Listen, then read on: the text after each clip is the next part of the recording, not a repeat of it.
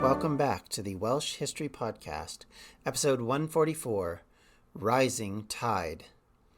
1453 was a year when everything changed. For England, it marked the end, unofficially, of the 100 Years' War, as they lost all but Calais to the French, the smallest footprint the English had on the continent since the Norman conquest. In the midst of these losses, on October 13th, 1453, Edward, the heir apparent, was born to Henry VI and Margaret of Anjou. When Margaret found out she was with child, the kingdom was celebratory in that spring. Even Duke Richard's wife had sent the Queen a letter of congratulations. The hope, of course, was that the birth of a direct heir might satiate a lot of the concerns surrounding the current monarch and allow hope to return to England. The relationship between Duke Richard's wife and the Queen were actually much better generally than the King and Duke Richard himself, and in fact Duke Richard and the Queen. So in some ways, while this is an acknowledgement of crossing of boundaries, it's not as big as maybe it could be perceived to be. By summer, this hope, however, was in ashes. On July 17th, the English army near Castilian had been annihilated by the French.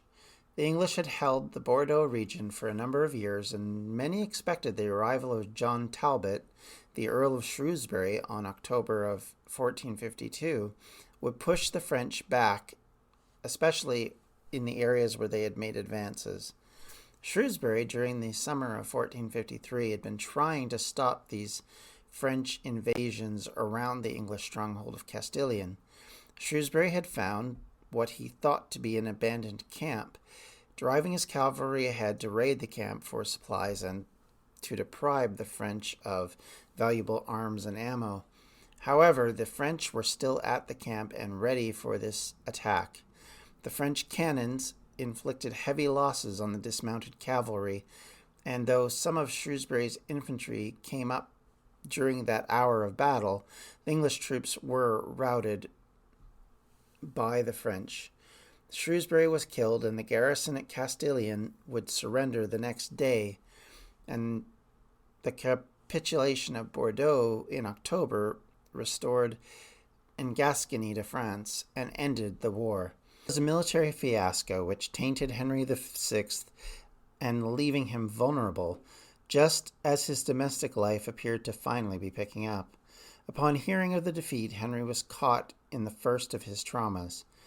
As historian Dan Jones put it, Henry fell into a form of stupor, the crippling, vacant, catatonic of a waking coma, whose grotesque spell he would remain in for 15 months.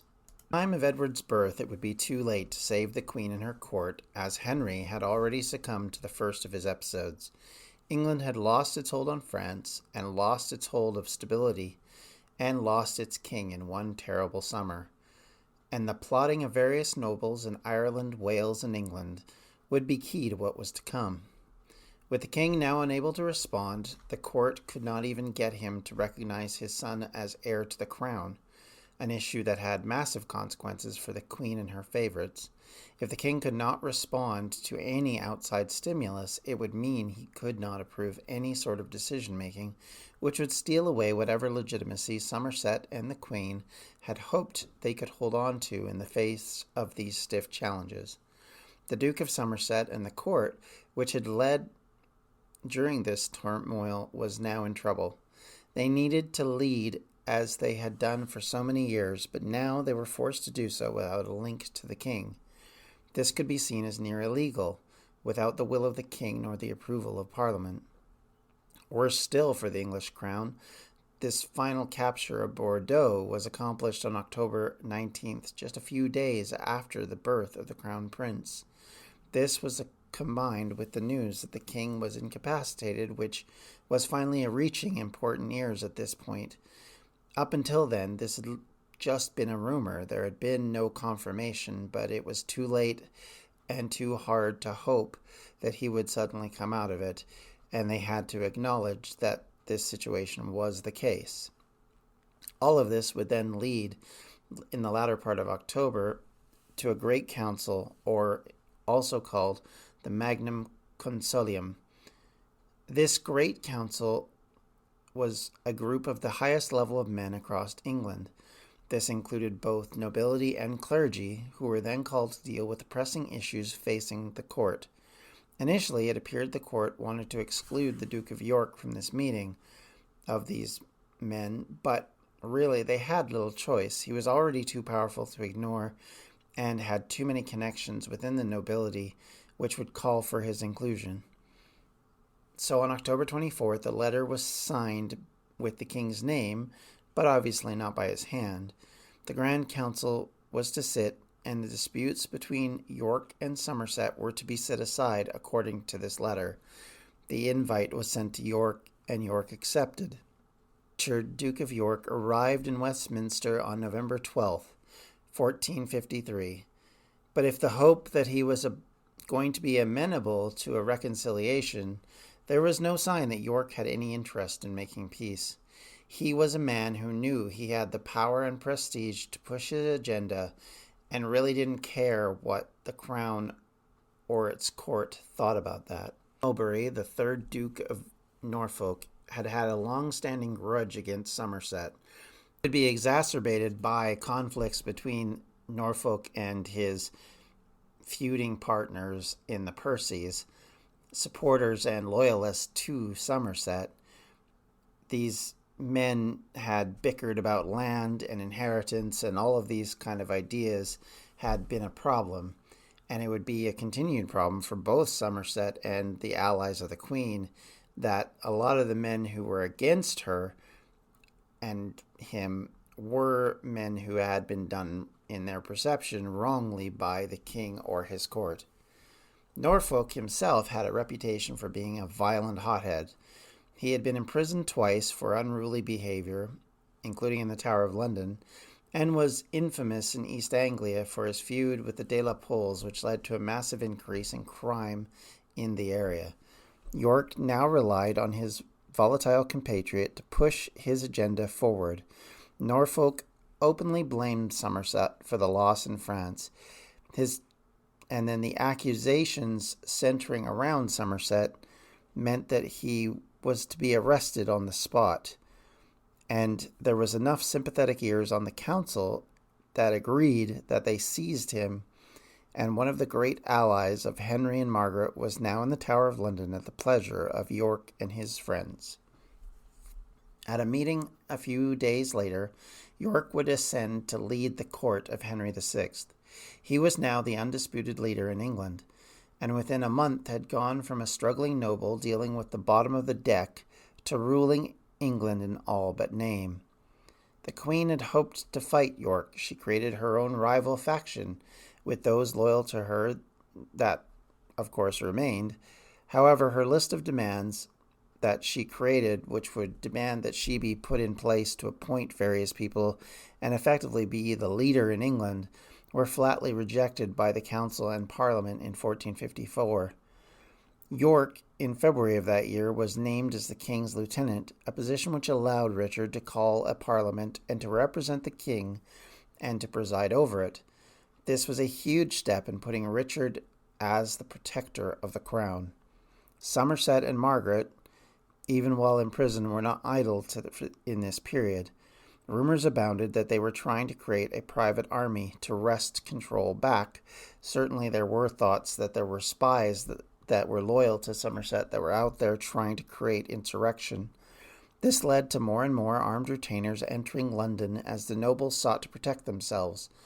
At the height of this, Richard Neville, Earl of Warwick, one of the largest private armies in England, arrived on the side of the Yorkists and effectively put to bed any idea that the Queen and her court would be able to fight back against Richard and his designs.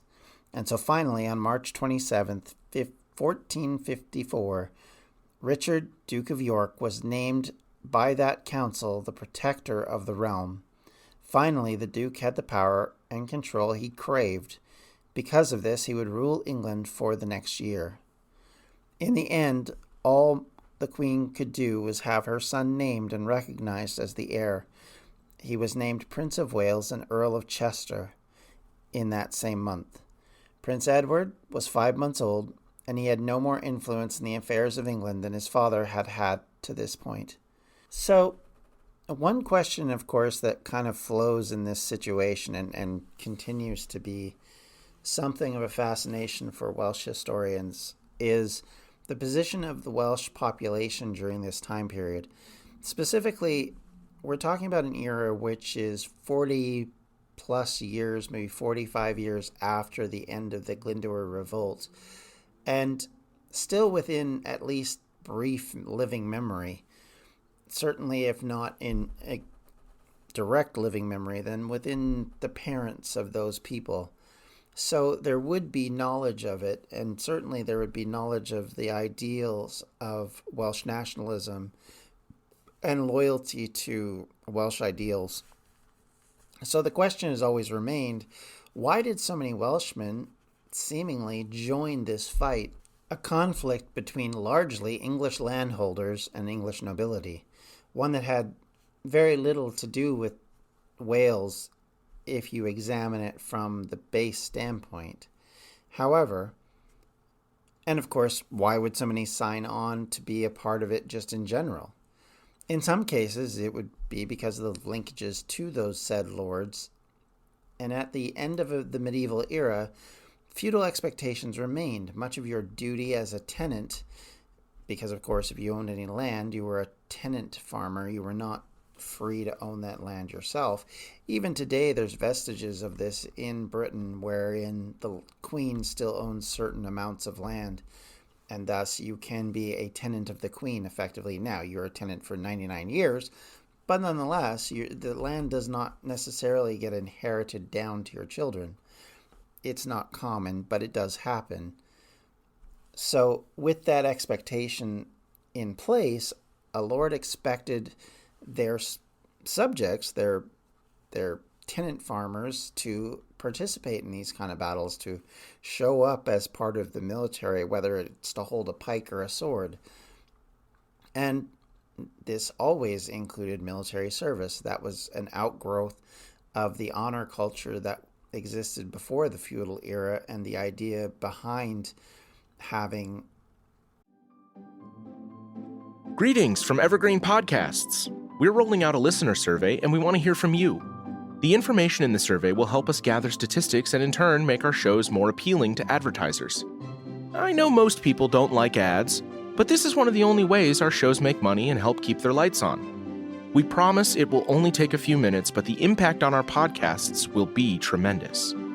As a token of our appreciation, we'll randomly select one lucky participant each month to win an exclusive merchandise package from Evergreen Podcasts. Head to evergreenpodcast.com/listener-survey to help a show and possibly get some free stuff for doing so. We can't thank you enough for the support. Now back to the show. Coming up on 5 Minute News, I'm Anthony Davis. You might think it's partisan because maybe it's critical of one side or the other, but it's not. It's just the truth. And I think that's also something that's kind of unusual for Americans listening to the radio or to podcasts, because the news landscape in the States has been so partisan for so many decades. So 5 Minute News is verified, truthful, independent, unbiased, and essential world news daily. Different armies built up and called upon for different occasions. However, many served without those bonds. Many poor Welshmen and some minor nobles and merchant class people got involved with no obvious linkage to either the Yorkists nor the Lancastrians. Noted historian Glanmor Williams suggested that there was some more patriotic reasons for this involvement. He said, Wales was a country with a long military tradition where soldiers were readily recruited. Its population was inured with the prospect of warfare and rebellion, indoctrinated with the notion of fighting for Welsh or allegedly Welsh leaders, and very easily whipped up into anti-English sentiment. Any leader who could plausibly be represented as continuing the age-old national struggle would not have had far to seek for a following amongst his compatriots. For Professor Williams, he saw that many rich, powerful men viewed Wales and its temperament as easy fodder for rebellion and to take various sides in the conflict. They used their family names, history, and experience in the wars in France to build followings, to gain places amongst the highest levels of society, and then used an appeal to a national cause to gain more support. This feels very much like how Owen Glyndwr drummed up support for his cause in the war with England in the beginning of the century. So it seems like a plausible suggestion. But I would also suggest there are probably other aspects to this. One, Wales was generally pretty poor in this period, as happened in the 100 Years' War. Men would take risks being on a losing side of a battle or in the hopes of gaining financially from the fighting. Some may have looked at it as an adventure worth trying, or some may even have had loyalty to one side or the other, and that had little to do with being Welsh. While I would suggest that the professor is likely right for possibly a majority of the people who fought in these wars, I also think there is a number of reasons outside of just national pride or war experience that would drive young men into wars. As happened in World War I, men joined because all their friends did, or because it sounded like an adventure of the lifetime. Of course, those feelings of joining something likely changed dramatically when the bloody horror-filled battlefields took their toll, but in the first phase of a war, there may be some who see a pure way that obviously defy the expectations or the reality of warfare. The reason Wales would become a feature of both the War of the Roses and the English Civil War 200 years later was because groups after defeat could revive and protect themselves by fleeing into the mountains and hills. Unlike England, Wales was still a rugged place that was hard to patrol and difficult to fight wars in.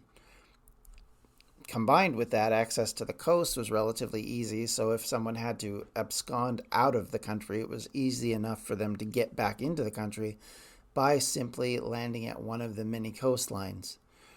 There was very little that the defending army could do if they didn't have enough notice to stop it. And if that, of course, led to its own problems and its own level of issues that would certainly come up later. A feature which led to so much trouble for the English crown since the arrival of William the Conqueror. It took the English 200 years to defeat a largely divided and generally fractious population in a landscape that was difficult to traverse, the weather was generally unfavorable, and the population was generally hostile. At no time was Wales a united territory during that process, yet it continued to hold out because, in part, the landscape had protected the people. As the Normans and their successors took more and more land, they put the perfect tool in place to defend that land and to make it harder for outsiders to take this already difficult terrain. The ring of castles, first built by the Marcher lords in the south and east, then extended by Edward I to ring the country, made that place very difficult to fight a war on the offense. Taking these castles, which were positioned so strongly in various places around Wales, defended by multiple protection points with moats, edgings of cliffs, with multiple tiered defense, in an age when cannons were just entering into it, made it very difficult indeed. And then combine that with the fact that if anybody escapes, they can just head into the mountains or the hills and continue to fight, as Glyndwr and others did on numerous occasions. It makes it very difficult for anybody to win those battles, and so a defender is in a much better position than the offensive side, unless they have severe numbers or a way to break down castle walls that works efficiently and effectively, which we're only just entering into warfare at this point. So a lot of this problem, a lot of the conflicts were still being based around massive sieges that took forever, and we'll see one that specifically happens in Wales later in the War of the Roses that shows just how difficult it was to take some of these Welsh castles.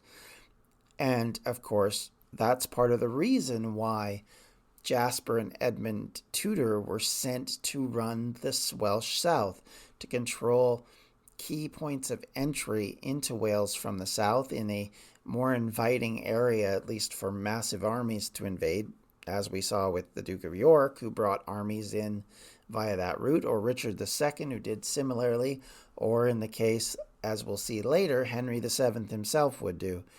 Wales becomes a takeoff point from the south to the north for a lot of the rebellions that would come, and a lot of eager followers were willing to join these uprisings, in part because, as Professor Williams said, there was some semblance or idea of it being a nationalistic cause. Certainly not in the way we would understand it, certainly not in the way you would look at nationalism in this day and age. Obviously that especially pre-Napoleon version of nationalism didn't exist, not in the way we understand it, but common culture, common language certainly did, and certainly an understanding that you weren't English. And when the English made it so hard to be Welsh, certainly there would be a form of nationalism that would come out of that, and certainly the Welsh had that. And so, as we said, this is a perfect place to flee to protect yourself, and the Tudors being in control in this area would, they hope, counteract the controls that the Yorkists had in the east and in the marches around the area, and a way for at least some of the king's soldiers and supporters to maintain their ability to reach out and be aggressively a part of the war that will likely, well, as we know, does come. And we're just around the corner from the beginning of all of this. But with that, I'd like to thank you all for listening today. If you have any questions, comments, or concerns, you can always reach me at the Welsh History Podcast at gmail.com, or on Twitter at Welsh History Pod, or on Facebook. You can also reach us at facebook.com/Welsh History Podcast. And if you're interested in helping with our Patreon, you can always do that at patreon.com/Welsh History. Thank you, everybody. Have yourselves a great day. I hope it's a good one and a healthy one for you. Thanks, everyone. Take care. Bye. This has been a Distractions Media production. For more information, you can check out everything we do at distractionsmedia.com.